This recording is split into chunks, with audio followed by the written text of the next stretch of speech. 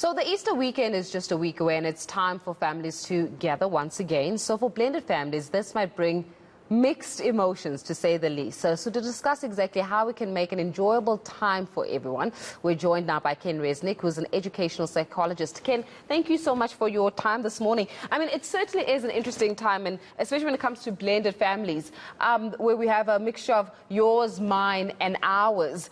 Just talk to us a little bit about the family dynamics that usually exist within the type of family structure that we're speaking of. Well, look, I think blended families, providing obviously the parents get on and they work together, there shouldn't be a problem at all. I think children just need to feel safe with whoever they're with, whichever parents they're with, and they're kids. So even if you've got stepkids or they're not your kids, they're still kids. And kids need an adult who they can trust, who they can feel safe with, usually the parent, but it can be any adult.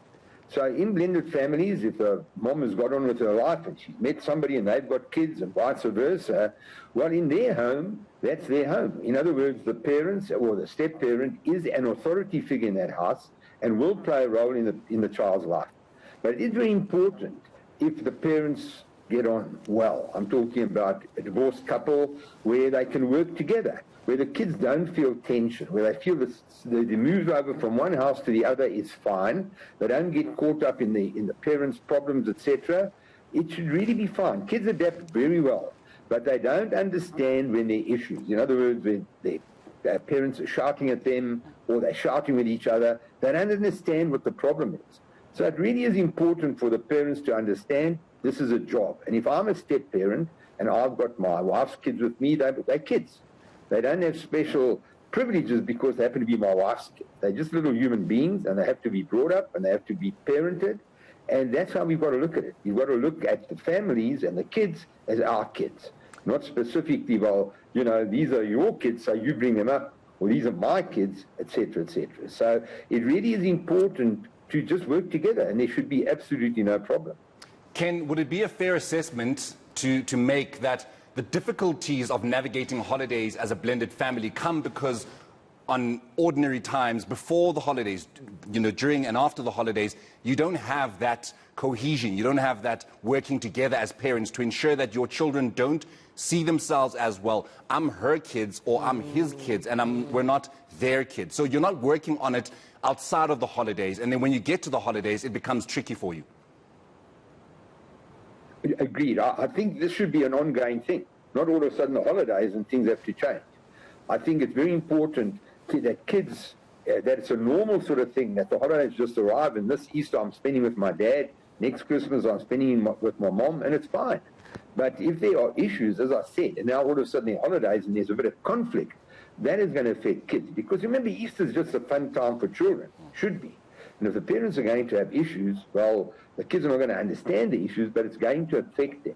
So that is why I'm saying from the beginning of when there's a breakup, you should get things working smoothly so that we can deal with Christmas, we can deal with Easter with a minimum of upheaval, and where the kids don't feel any tension.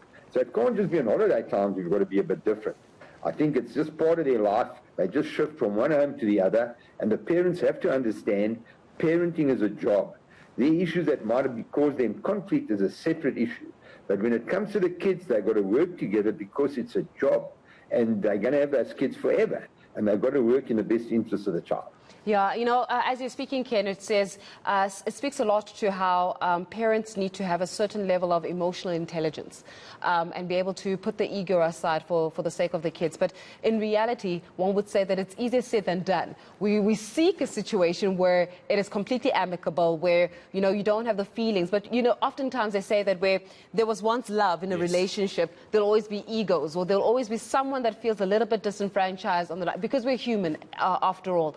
How do we, as adults in the situation, get over ourselves, so as it were, get over the ego and focus on the child? Because that's where the difficulty comes in.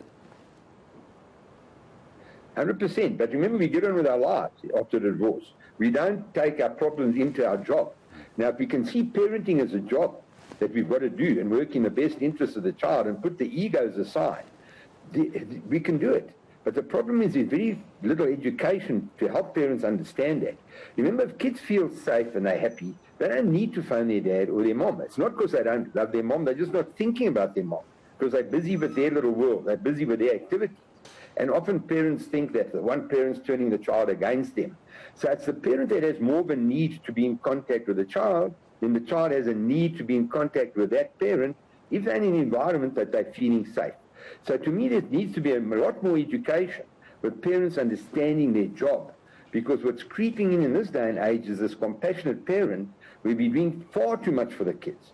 We're going overboard, we're tending to overprotect them, we're tending to do too much for them, etc., etc. And that in itself could cause conflict with a child moving from one family to the other and wanting the same attention from both parents, whereas kids don't need the attention, they need to be brought up.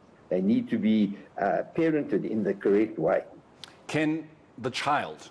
It's all about the child at the end of the day. We're speaking at length about the egos of the parents, how they're not emotionally intelligent, but the child.